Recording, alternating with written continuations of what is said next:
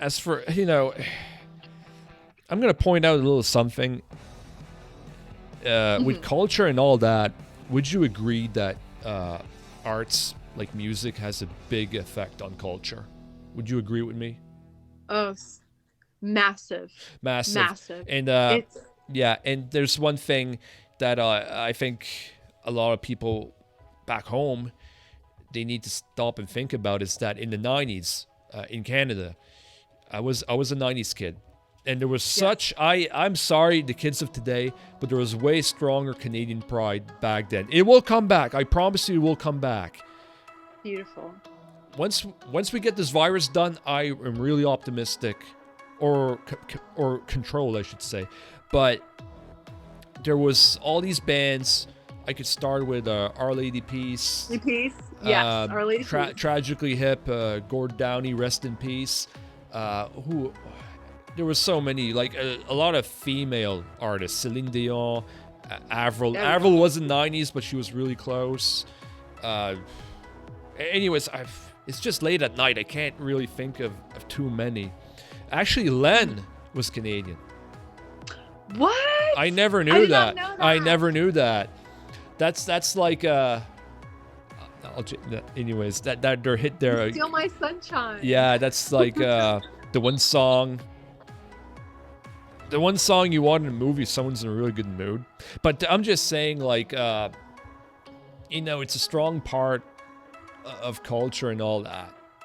And one thing about that is that with music, and I think this is one thing about l'Acadie, you really think about this. And I did the podcast with Barry, and I'll tell you a little something. I saw what was going on in Louisiana, and I'll be honest with you, I didn't know better, but I was royally pissed off.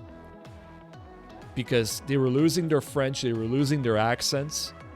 Like, in my perspective, like when I was young, our slang and the way we spoke and all that, I would make a strong debate. It was the only pride we had in our Acadian culture at that time. So, to me, it was like, God, this is horrible, right? But, you see what's going on in Louisiana now. A lot of them may not be born Cajun or Creole. Well, Cajun is technically Creole, but I mean, let's just say Creole. I mean, that applies to all Franco-Louisianais and all that. And what we're seeing now, a big part of it, I would say, is that it's the music that's really attracting the culture to people who are even moving to Louisiana. Like like in Louisiana, if you want to go dancing somewhere, you can find a spot for free to go dancing, And that's one thing about Acadie. Like, it's inevitable. Things are going to change. It always evolves. It always changes. And I think we need to put in our heads that we have to embrace the change. Okay? We have to embrace it. Mm-hmm. And we can't think too much negative. I totally get there are some huge challenges with the French language, but what's good for us is that we're in a bilingual country, and there's so many incentives to be bilingual. Oh, so many. And that's one thing that's the one thing that's against Louisiana. Mm-hmm. That's the one thing they have. I was going to say lutter, that they have to wrestle with. Lutter is Québécois for wrestle. Actually, lutte would be like to fight, or luchar, as we say in Spanish. Yeah, luchar. Yes. Yes. But yeah, so that's just my basic rant. I shouldn't say maybe rant, but it's one thing to, like, let's just say here in Clare or Shediac or Caracat in the Acadian region, and we're all next to Anglophone communities. Like let's just say in Clare and Argyll, we're basically separated from Yarmouth, Nova Scotia, so they can all listen to CFA. right? Yeah. So let's just say, I don't want to call out CFAP, but let's just say if there's Acadian music, the Acadian music is different than the mainstream music by far.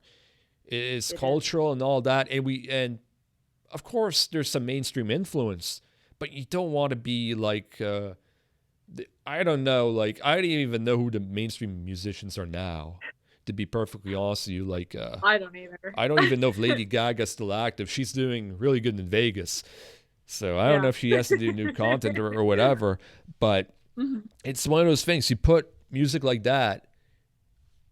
I've listened to Latino music and all that, and I do not need to understand the words to enjoy a song. Oh yeah. So that's the way how you feel a culture. Yes. Exactly, you know. So that's, you know, it's things like that to consider. I don't know. It's just my logic and all that. And I used to be really concerned about losing the culture. I have concerns about the language. I won't lie to you, but at the same time, I think the culture will be fine. And you cannot kill it all pur. I'm sorry, everyone. You will not be able to kill that. That will be that will live on forever, everyone. So as for Cajuns, and we will get to the Acadian Cajun links, but as for Cajuns, I mean, enlighten us Canadians here. What are some observations that you have found with Cajuns, which is your people? I have to say, first and foremost, there is an intense hunger for revival. And I know that there was this revival of the language because the culture is still there. The culture, I can draw on this speaking to, coming from my maternal side, not Cajun at all, but, foreign immigrant derived. There was a loss of language, and it was lamented, but not as deeply as I observe amongst the Cajuns. So thankfully I do have that to draw on, that on both sides of me, if you will. On my maternal side, there's the food. We grew up cooking the food. There were these, we had sayings in the mother tongue that we would say, but as far as communicating and self-expression, that was entirely lost. Whereas and on that side there was whatever, it's just the immigrant thing, and we are here wherever. Of course, it wasn't a strong dismissal, but it wasn't as. What I can say is, with Cajuns, there is the most intense hunger and desire to get back what was stolen. There's this deep feeling of, this was stolen from my parents. This was stolen from me, because it was of that generation. The dividing line was from our grandparents to our parents. That's when it was, you got in trouble for speaking French in school, and you got the dunce hat, and you had to sit and write, I will not speak French. It's mildly put. Class. There was some stuff that they did. Yeah, it's pretty bad. And it was almost like it's interesting, because I wish that I could have, been my age and seen the change among the centuries and generations, because coming to Louisiana, we maintained our French for centuries up until that point. And I feel like the change, unfortunately, I did not get the opportunity to have grown up with, my grandfather and his siblings, and then his nieces and nephews, who all spoke it as a first language. And that's something that I will forever lament, but I'm not alone in that. The people of my generation and of my parents' generation, they lament that loss as well, because that was that dividing line. And so there is this intense appetite, hunger to get back what Cajuns feel was stolen from them, because Cajuns will remember their grandparents, greats, speaking French among themselves, and there was this, oh, why won't you guys speak that to me? And it was, oh, well, because we don't want you guys to get, It was the a slap on liability. the wrist. It was a liability. That's what it was. It was. Yeah, it totally was. Yeah. It really was. So it came from it came from a place of protection, knowing what I know now, but that's the difference I feel. And I mean, I'm not saying that Acadians didn't experience those same things, but what I found was interesting, because I did some research, I was like, well, is there that same sentiment of, this anger towards the British that there was for, being kicked out of our land and just being dispersed, from our own families, our own homes? And in my research, it was, well, the anger isn't so much towards the British, it's towards, Cajuns consider themselves, nous sommes Cadiens, nous sommes Cadiens. Ils sont Américains. Ils sont Américains. And Cajuns didn't consider themselves American. And so the sadness was the loss of culture at the hands of the Americans, and the degradation of, oh, well, your language, your culture is less than, and we're going to punish you for being less than. So now there's, and I really feel like it's with the youth too. But the thing is, the part that comes along with the revival of culture is to learn a language and really, really learn to communicate and express yourself in that language. It takes work, but the juice is worth the squeeze, as we say in English. The juice is worth the squeeze. And so my hope is that with the younger children, those in their teens, those in their early 20s, that they will also see that juice is worth the squeeze, just as we in our 30s, 40s, 50s, 60s, 70s feel as though the juice is so worth the squeeze. Yeah, and obviously there's some French immersion schools in Louisiana now. I know that. And I can tell you right now, in 2001, there was a French school, the French school board here in Pumpket, Nova Scotia. That was, that is, excuse me, my apologies. That is an Acadian community in Nova Scotia that is or was anglicized. I don't know what it is now, because now there's a woman that works for the Société Acadienne de Clare. She was on the podcast, and she was telling me that there's some francophone artists coming out of Pumpket now. Yeah, know. So like it's pretty crazy, when you have that environment, I mean, yeah, it's interesting you say that there's such a famine for revival for the French language, because let's face it, it's for a few generations that's been gone, potentially maybe even more for some families. And I mean, there's always that incentive value. I mean, in Louisiana, compared here to any province in Canada, I mean, let's be honest, there's less of an incentive to learn French. Yeah. It's interesting. But one thing I will point out to you is that there's actually some theories that by 2050, French may be the most spoken language in the world. Ooh, now that would be exciting to see. Yeah, like, we're an endangered language here, French in Nova Scotia. You may want to do your study. You want to call that endangered? Yeah. There's definitely incentives, Oh yeah. and all that. So, well, yeah, I mean, it's so,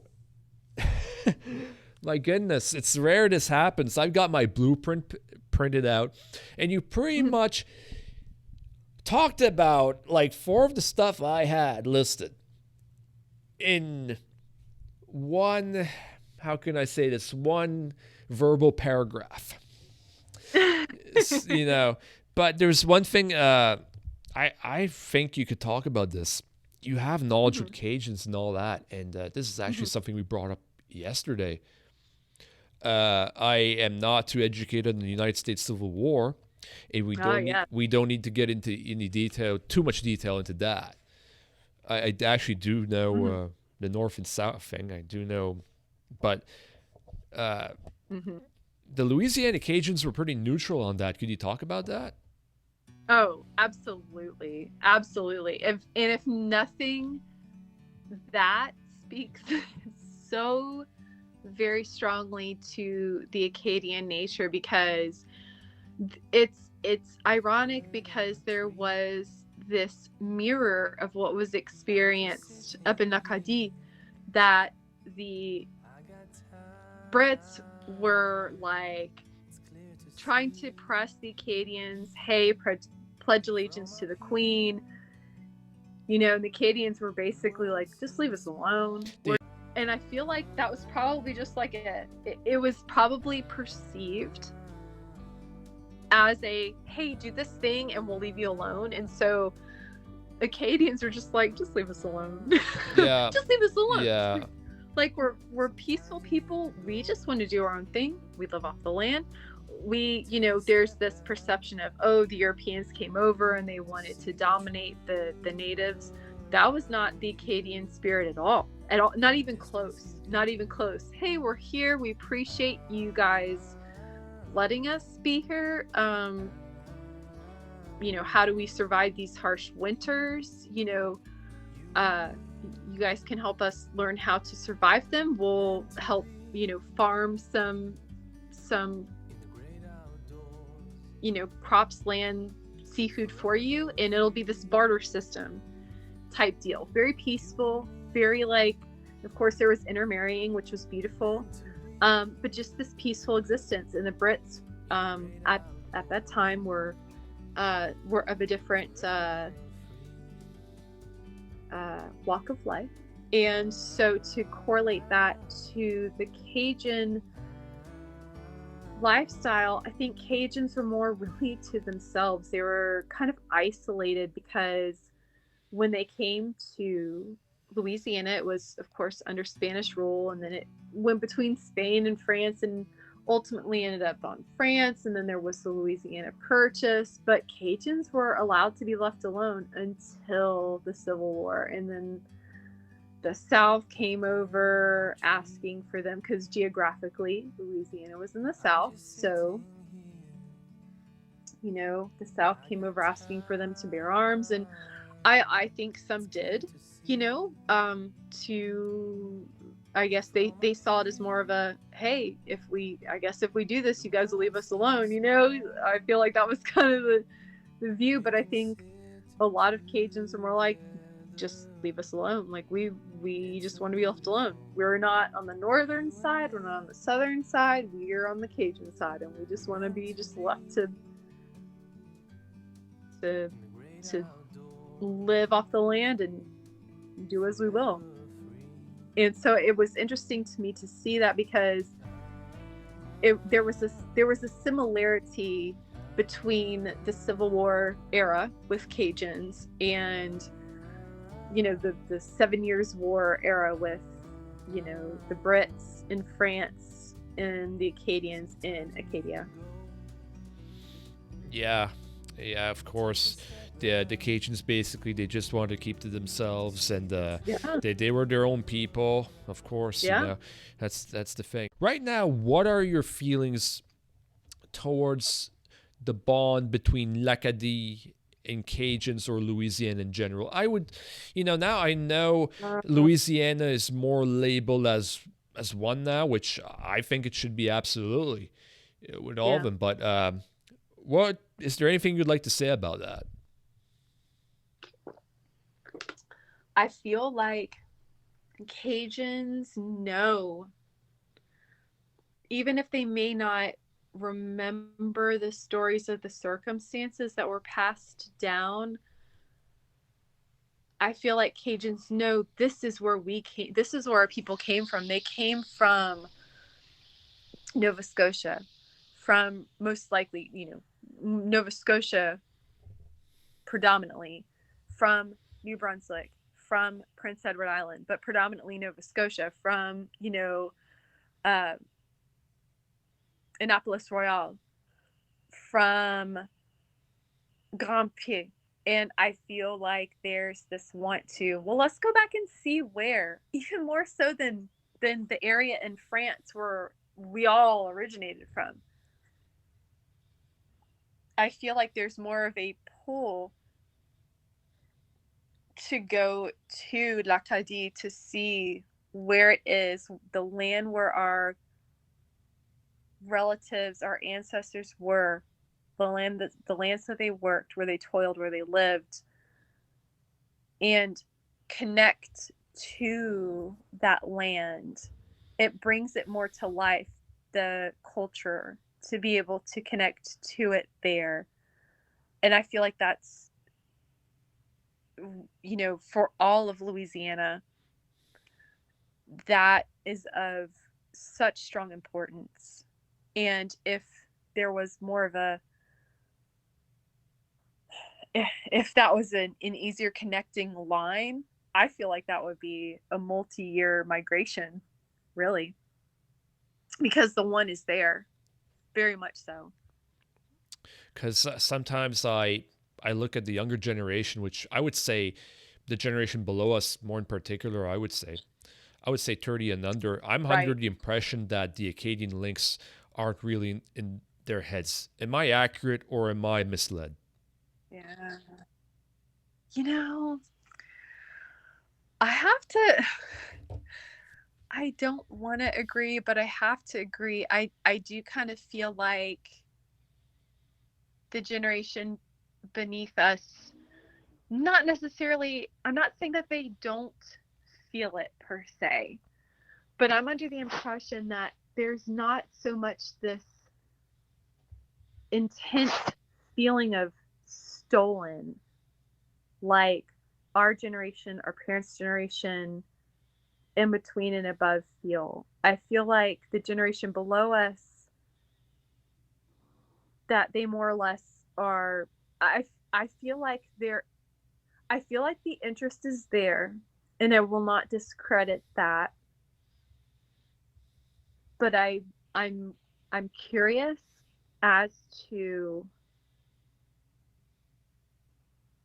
the intensity in learning French, learning not just like France French, but learning the French of our people, the accent, the words we use, and incorporating that into their identity, because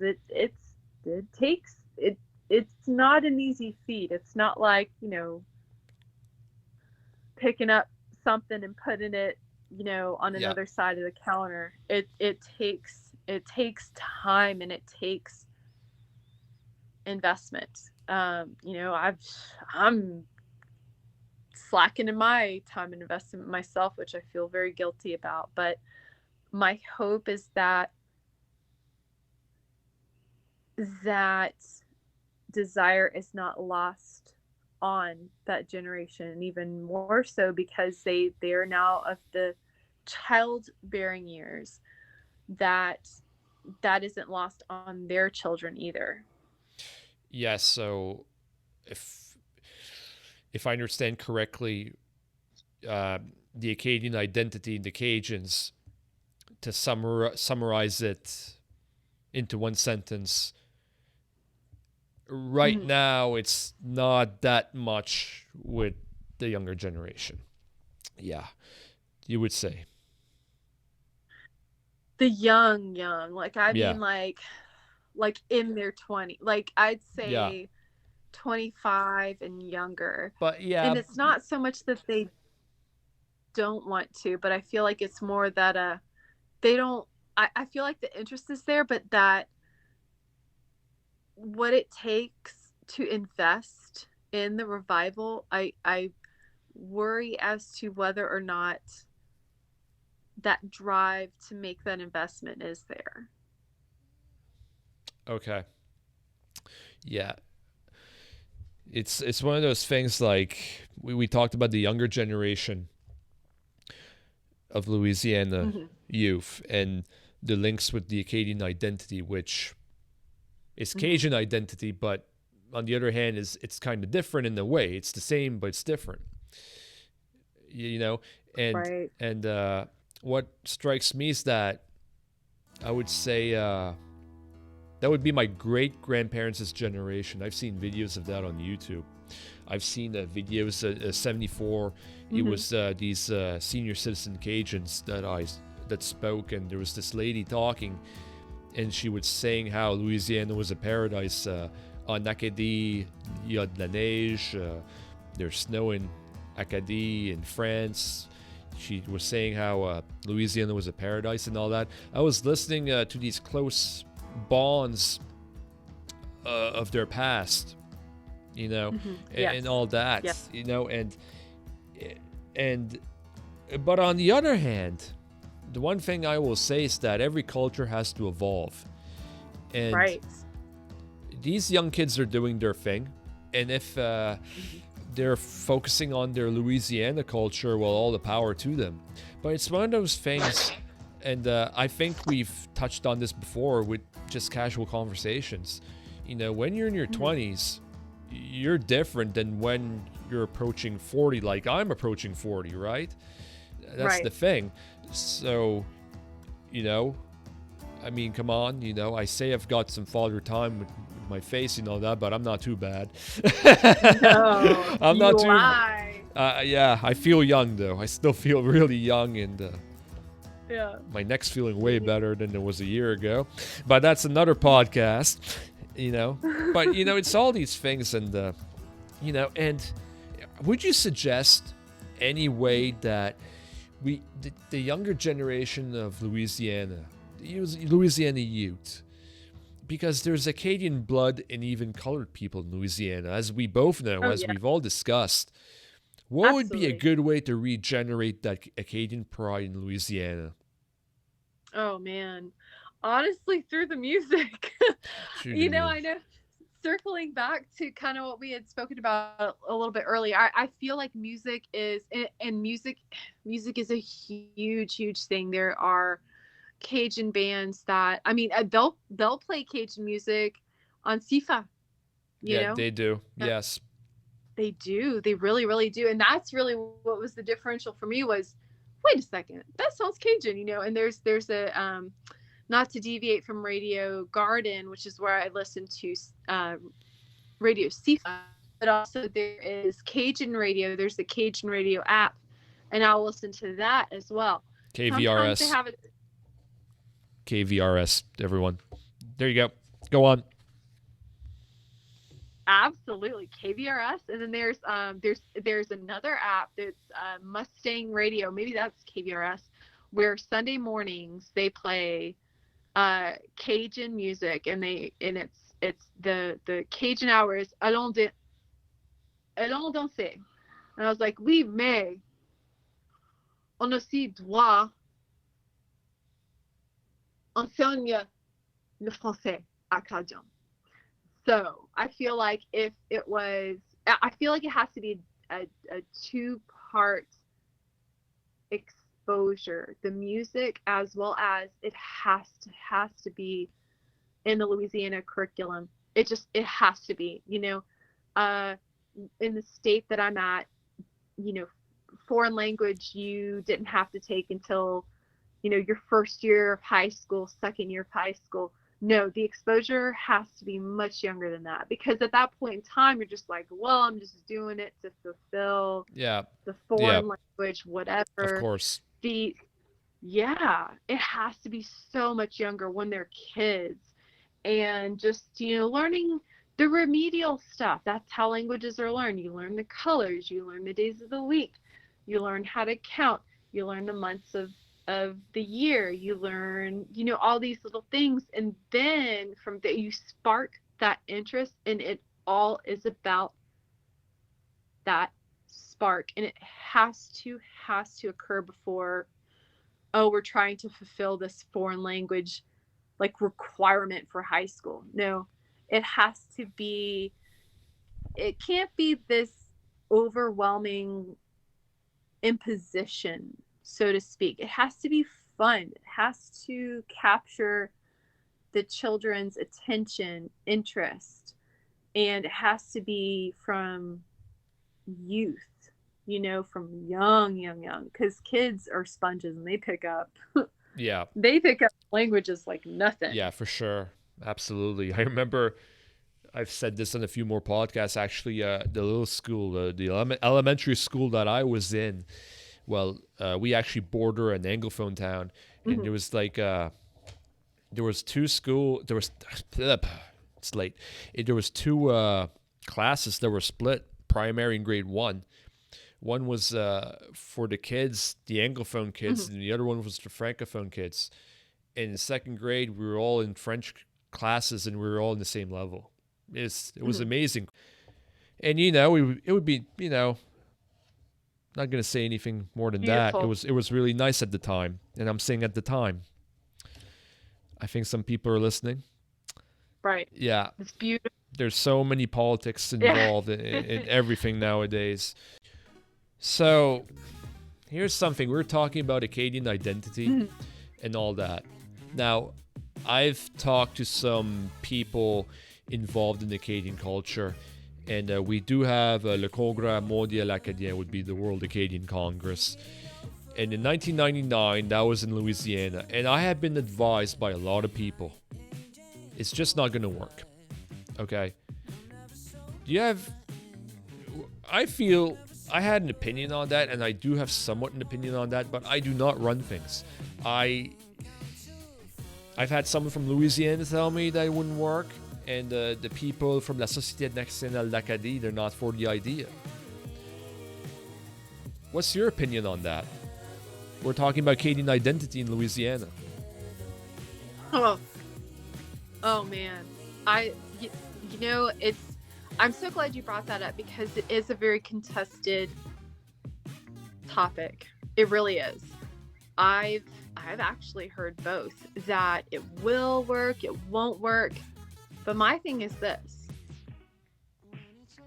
what's wrong with exposure? I feel what's interesting is the influence. Nova Scotia has had influence from the Celtic communities, so in Germanic, and Louisiana, there's been a little bit of a Germanic, but it's mostly been an African influence, and which is beautiful. That influence of cultures gives rise to this mesh and growth in regional culture.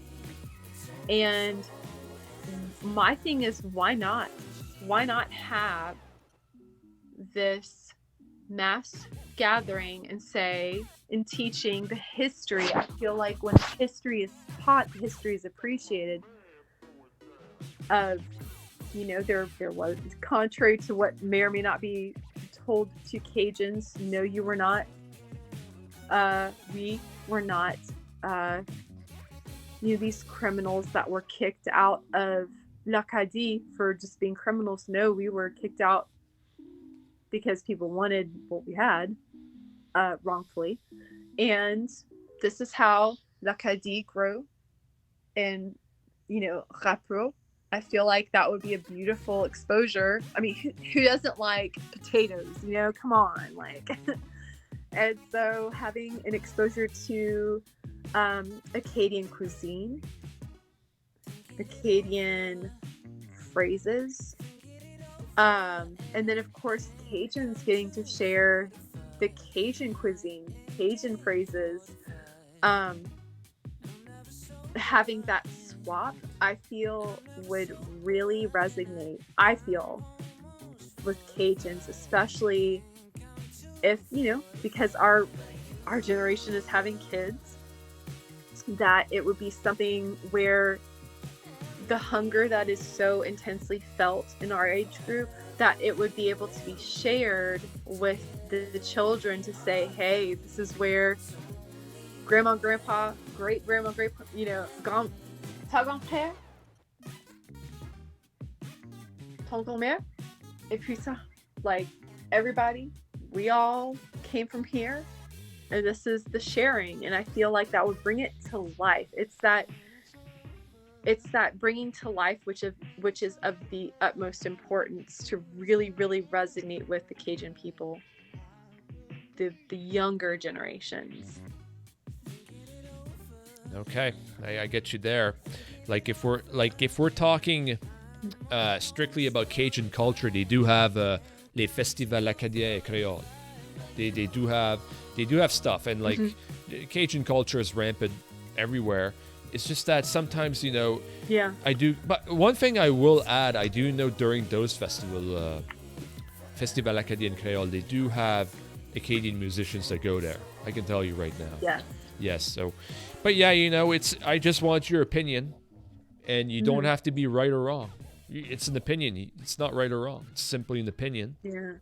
Okay, so in 2024, we're going to have the World Acadian Congress, which is the Congrès Mondial Acadien.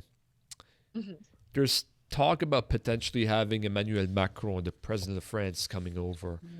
That will be a big impact. You, as someone living pretty far away, would that attract you for coming, or would it matter? Come on. Would it really matter if you come? Oh my gosh. I honestly, with or without well, okay. Let me say this. For me personally, I would say that it is a bucket lister, 100%, top 10 have to accomplish before a kick in the bucket. But Macron being there, I feel personally, for me, would not weigh in either or, but I feel like his presence as far as the Francophone world would be massive. His presence would draw from, regardless of who knows about our history, would draw from all corners of the Francophone world to be like, oh, well, if he's coming, then it's got to be something big. Yeah. And if that at the end of the day is what really attracts the Francophone world from all corners, I could not be more for it, because it's that pull to get in to then learn about Acadian history, and then in learning about it to learn, oh, their experience may not have been so different from, any other corner of the Francophone world. There's that integer of relatability, for lack of better words, that they can relate to the Acadian history and story and empathize, because Macron is more or less seen as like the leader of the Francophone world, so his presence would be not necessarily a make or break for me per se, but I feel for the Francophone world would be just utterly profound.